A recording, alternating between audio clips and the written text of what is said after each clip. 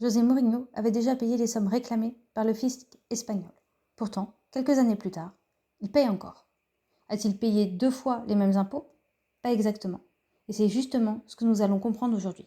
Dans la vidéo précédente, nous avons vu comment le fisc espagnol avait contrôlé José Mourinho au sujet de ses droits à l'image. À l'issue de ce contrôle, Mourinho accepte une régularisation. Il paie les impôts réclamés, les intérêts de retard, ainsi qu'une sanction administrative. Pour beaucoup de personnes, cela signifie une chose très simple, l'affaire est terminée. Pourtant, ce n'est pas ce qui va se passer. Reprenons les faits. À la suite du contrôle portant notamment sur les années 2011 et 2012, l'administration fiscale espagnole estime que certains revenus liés au droit à l'image auraient dû être imposés différemment. José Mourinho conteste d'abord cette analyse. Puis, il choisit finalement de régulariser sa situation. Concrètement, il verse 3 types de sommes. D'abord, les impôts supplémentaires réclamés. Ensuite, les intérêts de retard. Enfin, une sanction administrative prévue dans le cadre de la procédure fiscale. À ce stade, tout paraît logique. Lorsqu'un contribuable règle les sommes demandées par l'administration, il pense naturellement que le dossier est clos. José Mourinho pense exactement la même chose. Et beaucoup d'entre nous auraient probablement réagi de la même manière. C'est ici que cette affaire devient particulièrement intéressante. Beaucoup de personnes pensent qu'il a payé 2 fois les mêmes impôts. En réalité, ce n'est pas le cas. Les impôts réclamés lors du contrôle avaient déjà été réglés. Alors pourquoi retrouve-t-on José Mourinho devant un tribunal plusieurs années plus tard? Parce qu'en Espagne, la régularisation d'une situation fiscale et la procédure pénale sont 2 choses différentes.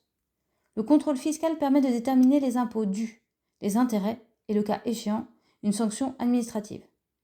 Mais lorsque les autorités considèrent que les faits peuvent également relever d'un délit fiscal, une procédure pénale peut suivre son propre cours. Autrement dit, le paiement des impôts ne met pas automatiquement fin à toutes les conséquences possibles d'une affaire. Et c'est exactement ce qui va arriver à José Mourinho. Même après la régularisation de Mourinho, la procédure ne s'arrête pas complètement. Les autorités judiciaires estiment que les faits concernant les déclarations fiscales de 2011 et 2012 doivent également être examinés sur le plan pénal. Il ne s'agit donc plus uniquement de calculer un impôt ou d'appliquer une sanction administrative. La justice doit désormais déterminer si les faits constituent un délit fiscal au regard du droit pénal espagnol. C'est une distinction essentielle. La régularisation fiscale répond aux conséquences fiscales du dossier. La procédure pénale, elle, répond à une autre question. Les faits justifient-ils une condamnation pénale?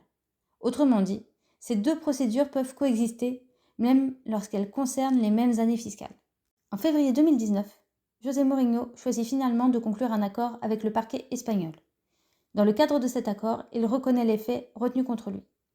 La justice prononce une peine d'1 an d'emprisonnement. Comme nous l'avons déjà vu avec Ronaldo, une telle peine n'entraîne généralement pas d'incarcération lorsqu'il s'agit d'une première condamnation pour une infraction non violente. Une amende pénale est également prononcée. C'est précisément cette amende qui peut donner l'impression que José Mourinho paie une 2e fois. En réalité, ce n'est pas le cas. Les impôts supplémentaires, les intérêts de retard et la sanction administrative avaient déjà été réglés lors de la régularisation. L'accord de 2019 concerne les conséquences de la procédure pénale. D'ailleurs, une partie de la sanction administrative déjà versée est prise en compte dans le calcul final de cette amende. Il ne s'agit donc pas d'un second paiement des mêmes impôts. L'affaire Mourinho nous apprend une chose essentielle. Beaucoup de personnes pensent que lorsqu'un contribuable régularise sa situation et paie les sommes réclamées, tout est automatiquement terminé. Cette affaire montre que ce n'est pas toujours le cas.